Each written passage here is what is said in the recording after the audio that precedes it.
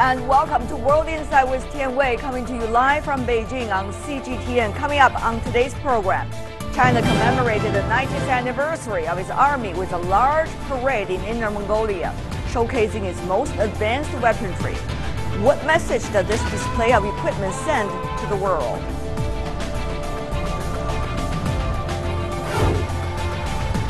The DPRK has launched a missile that puts the continental US in range. Trump has responded by resuming military drills with Seoul. Can the DPRK and the US actions recently, in fact, prevent crisis from happening? The People's Liberation Army held a grand military parade at the training base in Inner Mongolia on Sunday morning to commemorate its 90th year history. Chinese President Xi Jinping, who is also chairman of the Central Military Commission, inspected the troops and delivered a keynote speech. During 90 years, what has the PLA experienced and how has it influenced the international community? Let's take a look.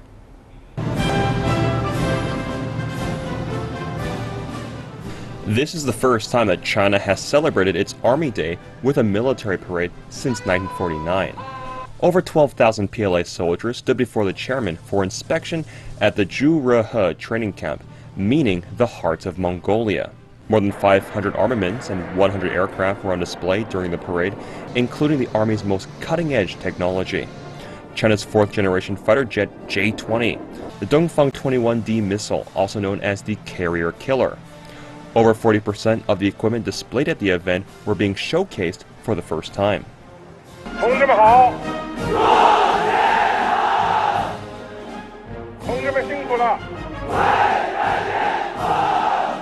President Xi delivered a keynote speech after the parade, asking the PLA to further improve its combat preparedness. The PLA must focus on being prepared for war and forge an elite and powerful force that is always ready to fight, capable of combat, and sure to win. Tuesday is China's 90th Army Day. On August 1st, 1927, following a historic event called the Nanchang Uprising, the Red Army was formed. During the War of Resistance against Japanese aggression from 1931 to 1945, the Red Army was reorganized into the 8th Route Army and the new 4th Army. Japan surrendered in 1945, and the Communist Party merged its forces into a new million-strong People's Liberation Army. They eventually won the Chinese Civil War and established the People's Republic of China in 1949.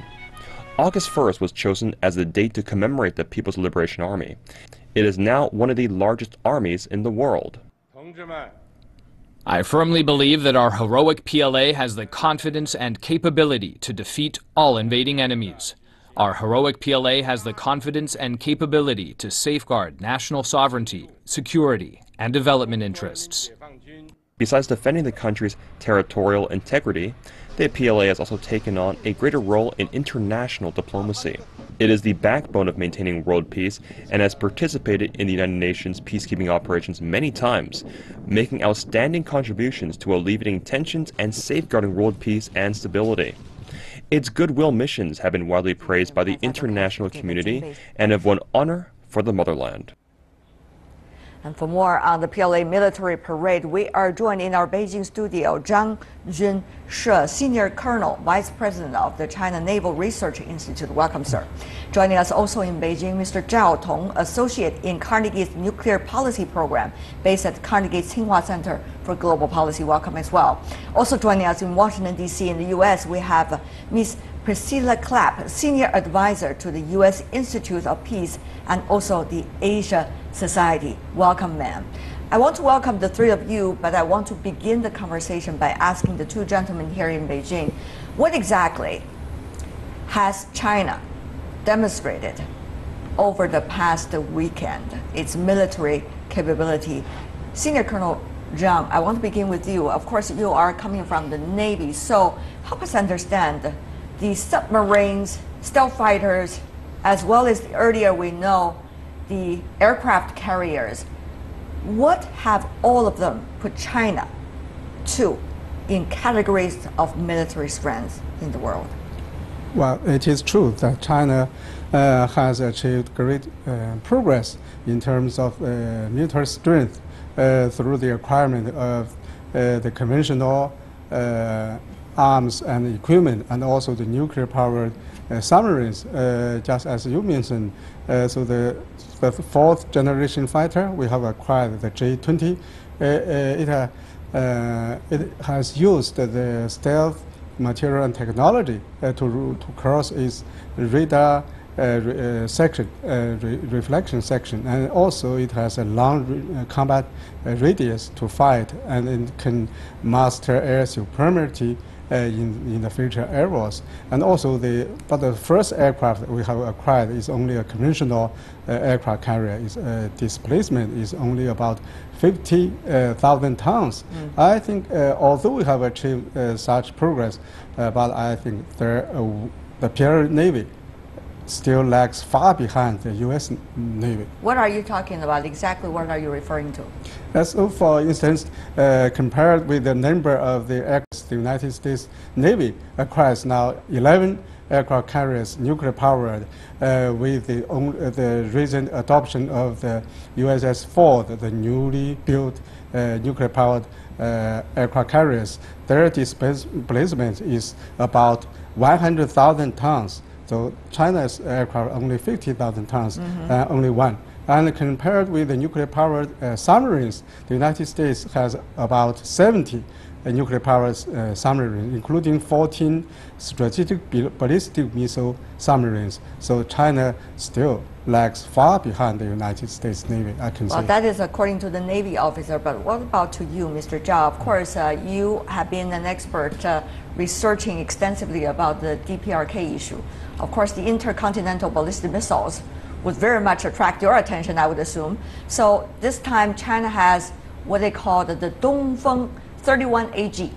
Of course, that is having a range of 11,000 kilometers, reaching any parts of the world, I guess, as a result of this. What kind of capability has China demonstrated through the demonstration of this very advanced missile, intercontinental ballistic missile? Yeah, of course, the ICBM is the cornerstone of China's military powers and also signals China's major power status. China in recent decades has invested heavily into nuclear modernization, and the DF-31G is one of the recent results of that effort. The DF-31A is capable of reaching a distance as far as 11,000 kilometers, being able to cover almost the entire 48 lower states of the United States within its range of strike. I think there are at least two major improvements of the DF-1G version, which is the upgrade version of DF-31A. One is this DF-31AG has extendable back end, which makes the missile capable of being launched anywhere, even from unprepared soft soils. So that increases its capability to conduct nuclear retaliation under any battlefield conditions. And secondly, this new missile has a new carrier. It is called the TEL, Transporter Erector Launcher. Meaning now this missile have off-road mobile capability. Right. It can travel not only on paved road, but also off-road. That greatly expand its operational range.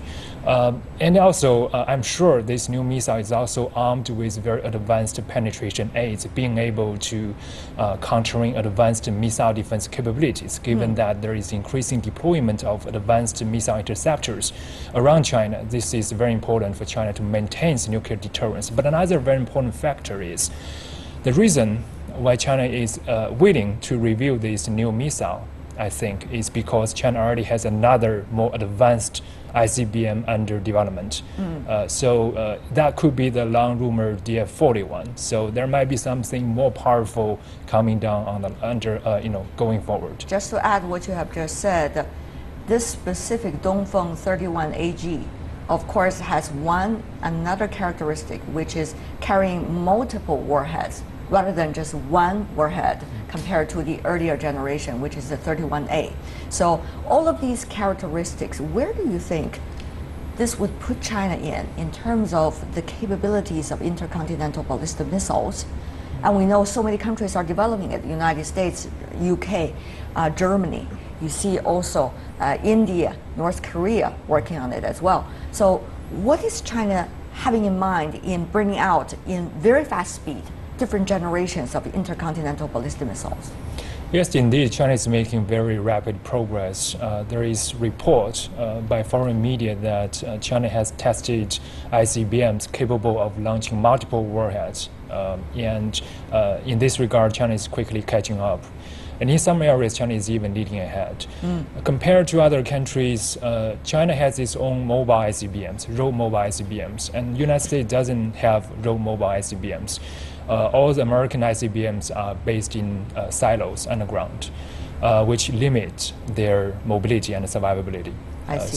So there is a unique advantage of Chinese road mobile ICBM. And also in terms of Russian ICBMs, Russian also focuses a lot on liquid fueled ICBM, the so-called Sarmat ICBM, the next generation Russian ICBM. It is liquid fueled, it's silo based, therefore its viability is also in question. So I think China is really moving very fast forward in this And what regard. about that in North Korea? Do we know any information about that? Well, North Korea just conducted its That's second consecutive successful flight tests of its ICBM. Apparently, the technology is still very pre-limited and also preliminary. And also, there are some key technologies that has not been proven. For example, the reentry vehicle, whether the warhead can withstand the heat and the vibration during the reentry phase of flight. There's a big question mark. And of course, with this very preliminary ICBM, North Korea's capability to defeat missile defense systems is very much in question as well. I see. Ms. Clapp, I hope we have not bored you with all of these information about the weaponry, which is not usually the topic of our program when you look at the history. But this time, it's an interesting phenomenon because, Ms. Clapp, it is not China that is hosting a military parade. Almost at the same time, Russia was doing its own naval parade. The United States and Georgia together was doing their own military exercises, joined by some of the other NATO countries. How should we read, Ms. Clapp, from your perspective? All of these happening almost at the same time. What kind of message are they sending to you as an analyst? Well, first of all, let me just point out that the United States does not generally have military parades. In fact, if we did have a military parade, it would be received very critically by the American public because it would be considered a waste of the taxpayers' money and a diversion of the energies of our military forces. As you point out, yes, we do have joint military exercises, but they serve a practical purpose of exercising our alliance relationships. We need to have interoperability with our allies, and we have quite a few of those.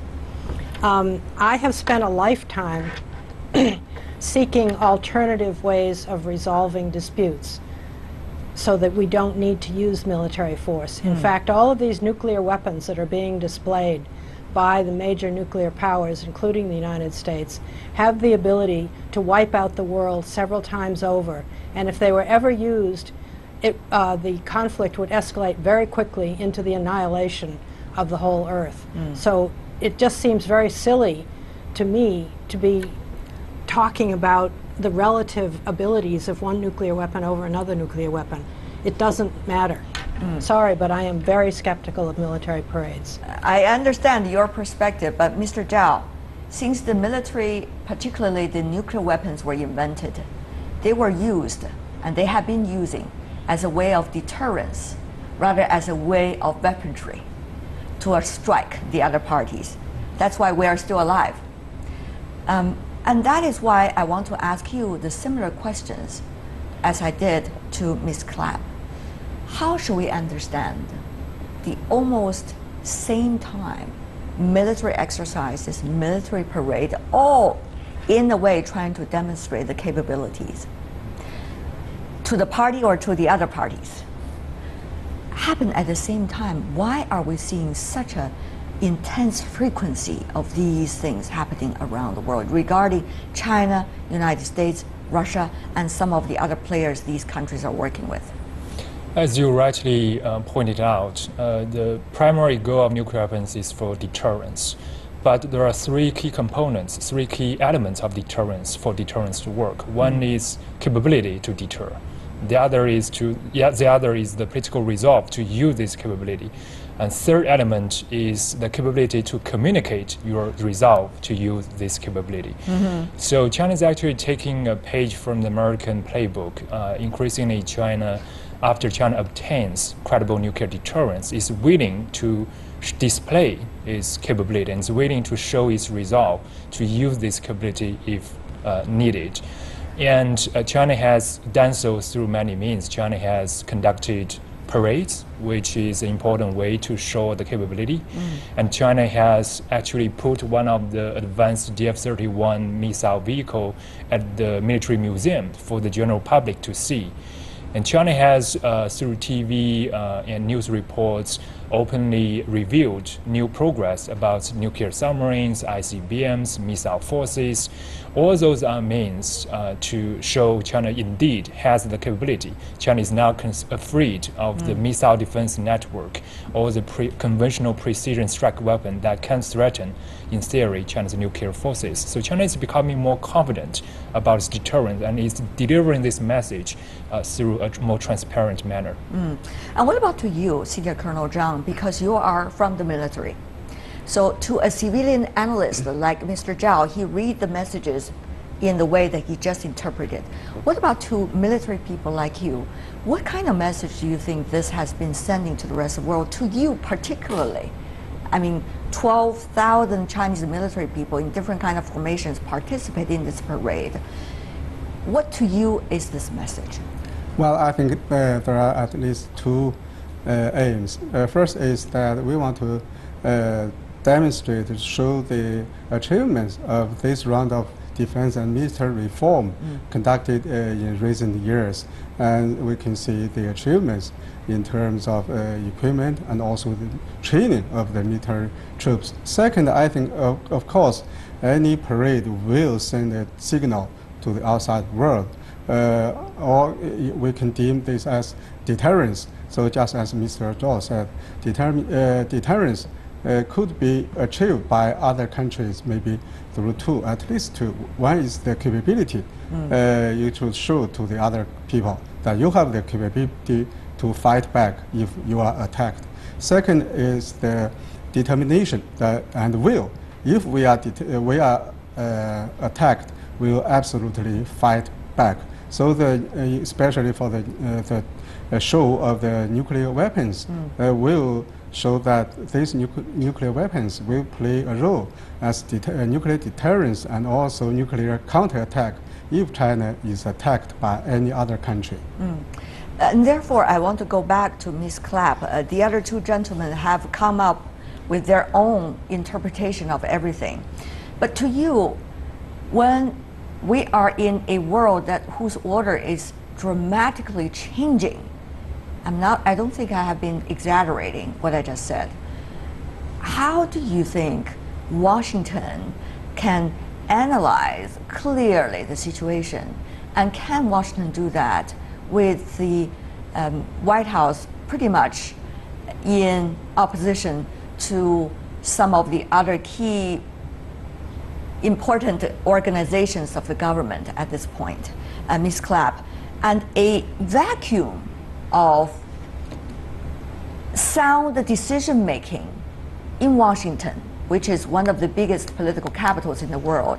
What would that mean when it comes to military dangers and war, even the threat of wars elsewhere in the world? I can't answer for the White House or this administration. I know. I have been retired from government for 15 years now. I worked as a diplomat in government, and our goal was to negotiate differences, not to fight them with military force. So I'm not a fan of threats by military force. And I don't believe that we should be doing that. But you know, Ms. Clapp, I have to say here, since we're already reaching almost the end of our show, that it was the United States which started the war in Iraq. And at this point, not many people think it was necessary. So it is not the United States never exercised the military power and used it in the wrong way. And that is only one of those examples. I agree. I agree that we should not have invaded Iraq. I agree with that, and that's when I retired from the government. Great respect for you, Ms. Clapp. But before we go, I do want to have the two Chinese analysts help us to understand more about this. You know, what is next?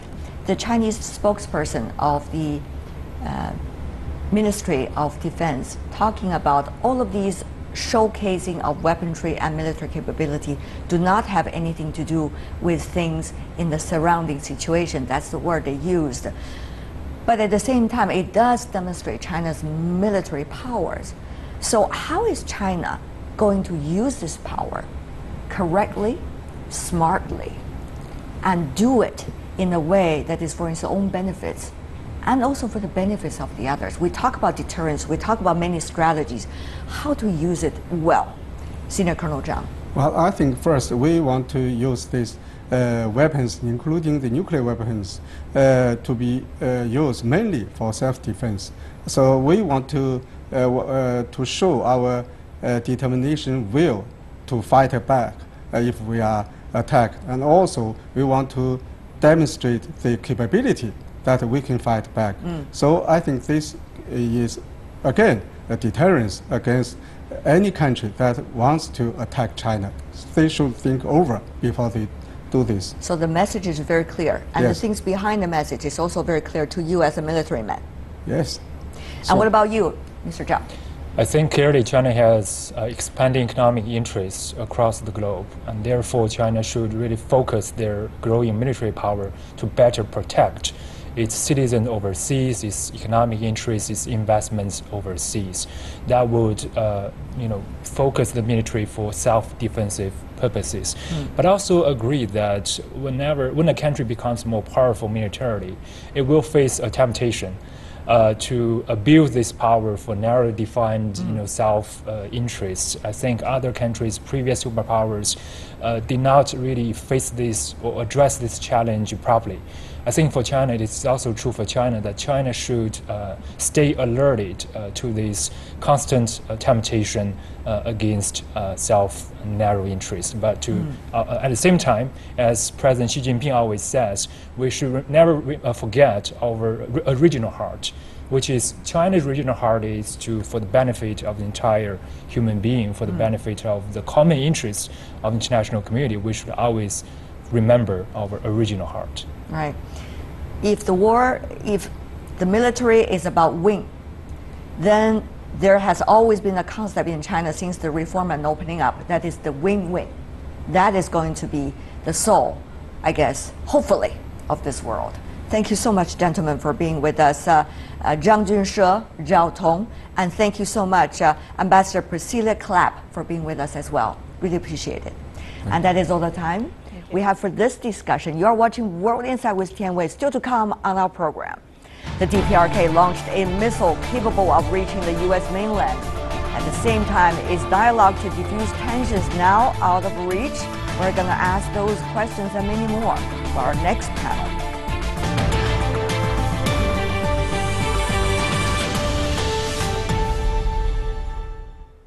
Welcome back. You're watching World Insight with Tian Wei, coming to you live Monday to Friday on CGTN. The DPRK has launched a missile it claims as capable of striking the U.S. mainland, pushing tensions on the Korean Peninsula to a new high. The U.S. now says there's no value in UN Security Council meetings, and Trump even tweeted that China is not helping. China again urged the DPRK to halt all actions that could lead to escalating of tensions on the Korean Peninsula and called on all parties to show restraint. But how possible now is dialogue? Before our discussion, take a look at this.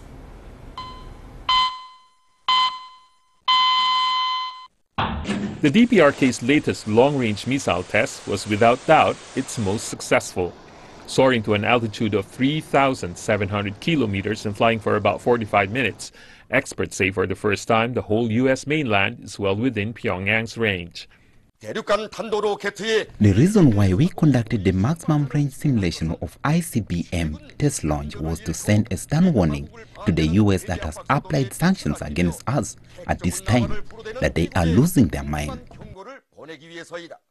Just after the launch, South Korea's President Moon Jae-in called on the UN Security Council to impose fresh sanctions and reverse his earlier opposition to the rushed deployment of the THAAD anti-missile system. Moon also told officials to have prompt consultations with the U.S. on measures to strengthen joint defensive ability and deter proliferation, which includes early deployment of additional THAAD launchers. South Korea and the U.S. soon held joint military drills in response to the tests, which included firing ground-to-ground missiles.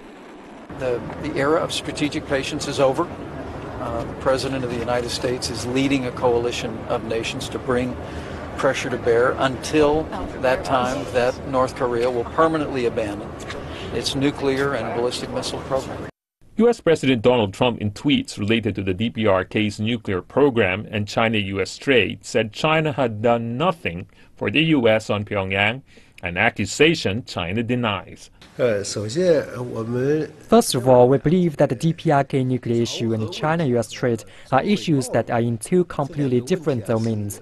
China will continue to work together with the international community to promote the denuclearization of the Korean Peninsula.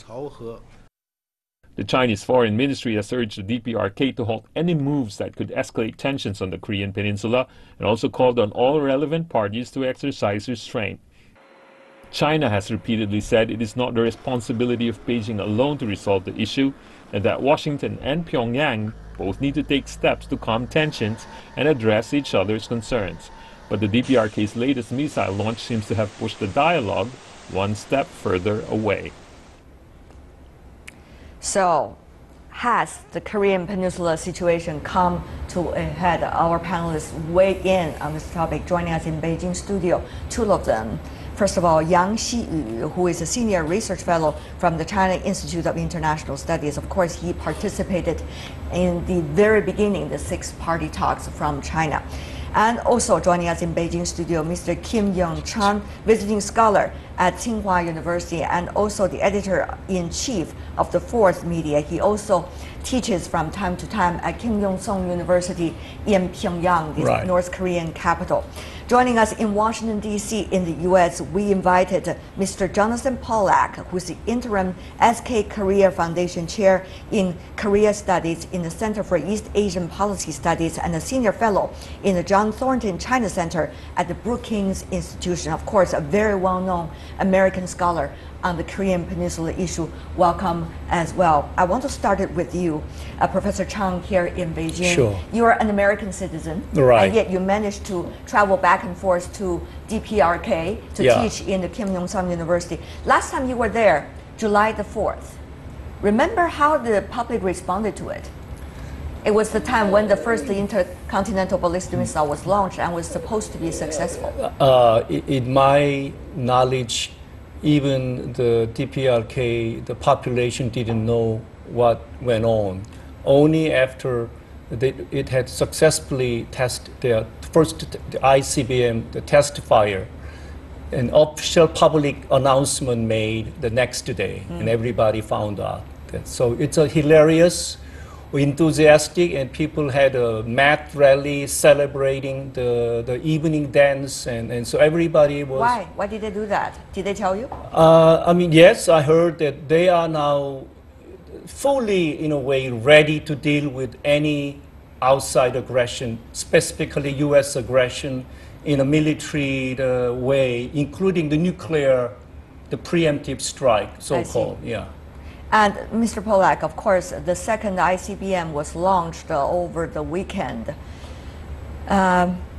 So last time it was supposed to be able to strike Alaska, and this time we haven't got much confirmation yet as to what range it was, to what extent it is likely to function. But Mr. Pollack, one after another within a month, what does it show to you? Well, what it demonstrates, Tianwei, is that North Korea sees it's the advancement of its missile capabilities as its highest national priority that supersedes every other goal that North Korea has. North Korea seems convinced, or Kim Jong-un seems convinced, that this will protect North Korea from any kind of possible attack.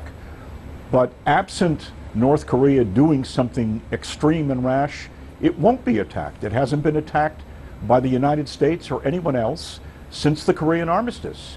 But they have convinced themselves that they must possess at least a hypothesized capability to reach anywhere in the United States. They do this at great expense, at great sacrifice to the betterment of the lives of the citizens of North Korea. So that's where we find ourselves today. My expectation would be they will probably continue to test missiles in an effort to further refine their capabilities and to demonstrate more fully their reach and their range. It's not yet an operational nuclear capability in terms of the ability to send a nuclear weapon to the United States, although North Korea would like us to believe that it is. But it's really this is a path to nowhere, frankly. And it's not going to improve the situation at all. It's going to make it worse. Okay, Mr. Yang here in Beijing, a path to nowhere. Where do you think China is finding itself right now? Well, China now is a dilemma. On one hand, we strongly oppose North Korea's any further progresses of either nuclear and missile, especially the second test of ICBM is a really great provocative actions challenging all resolutions by UNIC, even challenging the regional peace and stability and trigger escalation of the tensions among the related parties. So that's China hate to see that escalation. But on the other hand, China is also challenged by the approaches from the United States and South Korea and Japan, especially US and South Korea. When we feel the challenge of the nuclear and the missile from North Korea, then we also feel stronger and stronger from the satellite deployment. And by this latest incident, we said because we say, oh, besides the second ICBM, the further escalated satellite deployment, that makes China very upset. Okay, let's talk about what every side of this might do. According to you, Mr. Polak, what will the United States do? A preemptive U.S. military strike against Pyongyang carries critical risks, many would say. Chen Xiaohe, for example, a DPRK specialist from Beijing's Renmin University, have said this, believe that the likelihood of U.S. military action was growing, but remained a high-risk move for Mr. Trump.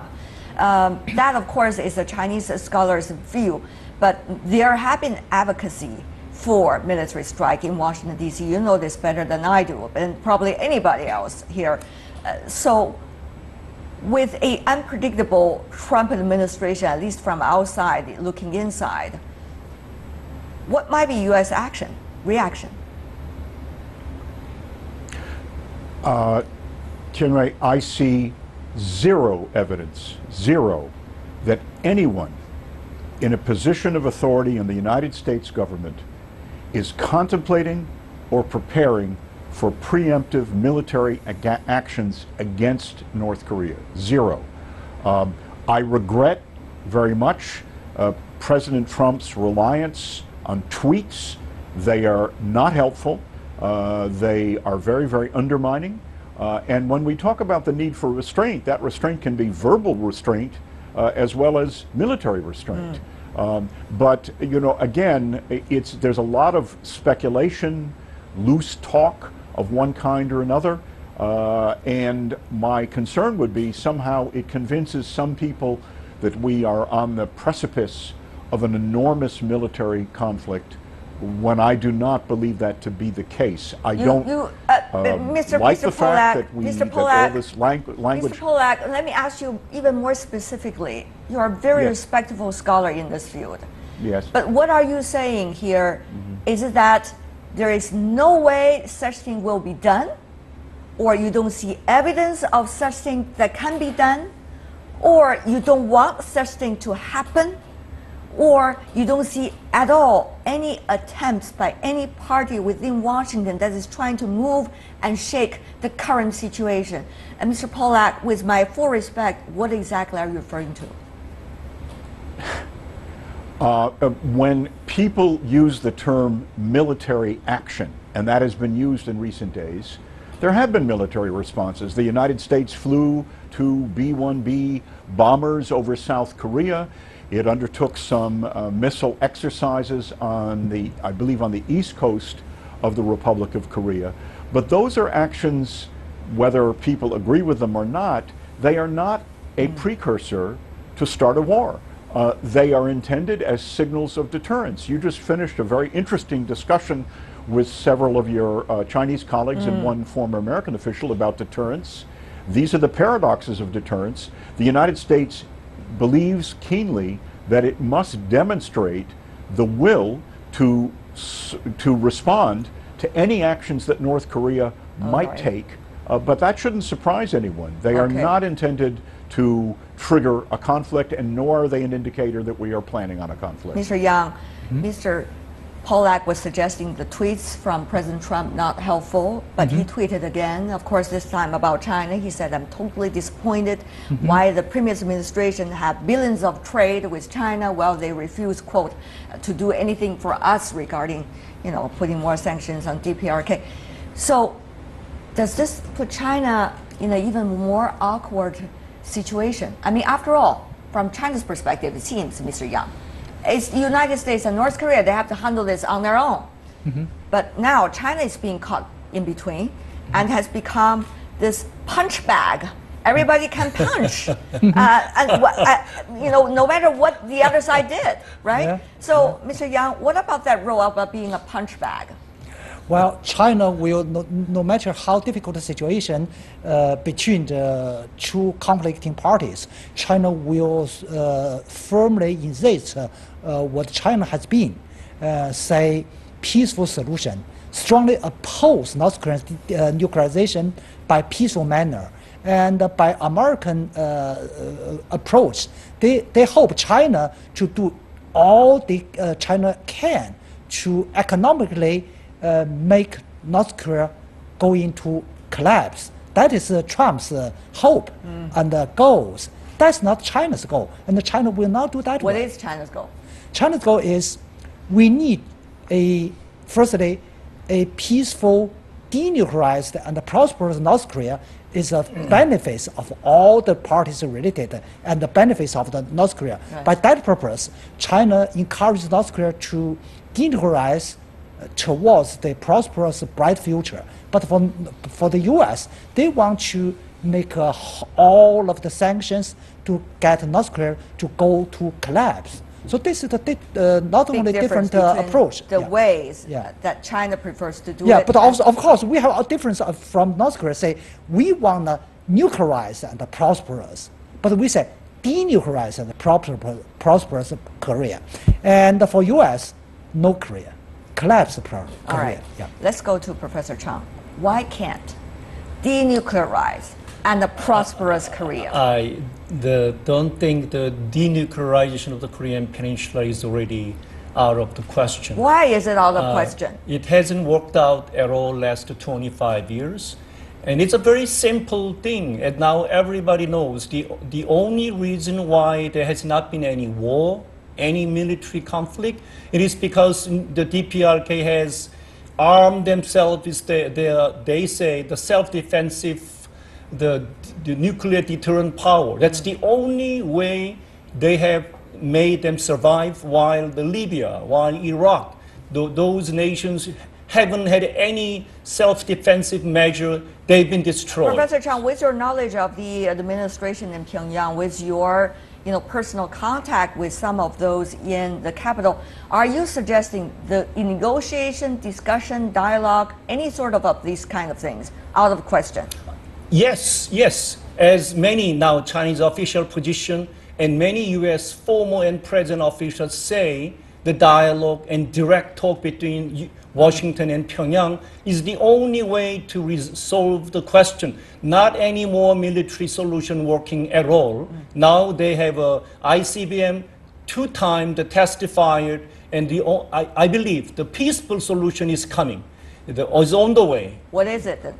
I mean, the peace treaty, which the DPRK has been calling for, I think it's only a matter of time. The Washington will find ways to sit with them. Okay, Mr. Pollack, very briefly from you, but I have to put it here. In diplomacy, you have to know what the other parties want, and you have to know why they want it.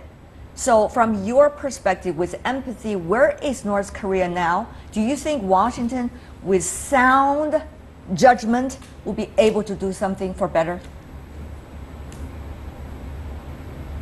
Well, I think that the problem fundamentally is that North Korea is communicating essentially with no one other than by their own means, but their television broadcasts and their propaganda and so forth.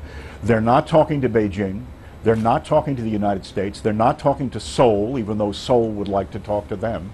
So they're talking to no one.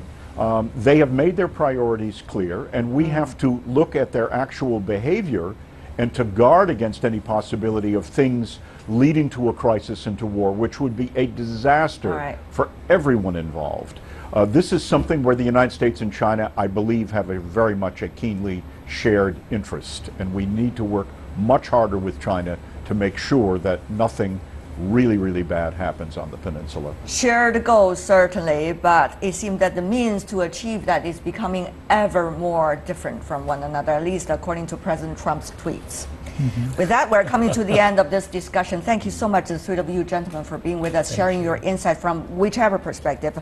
Jonathan Pollack, Kim Yong-chang, and also Yang Xiyu. Thank you. Thank you. And that is all the time we have for today. If you would like to see more, try to find us on the website, the World Insight CGTN, in your search engine, or check out our YouTube channel. You can also follow us on Twitter, Facebook, and Sina Weibo. From me, Tian Wei, and everyone on World Insight team, thanks for watching, and tune in again tomorrow for insights across China and around the world.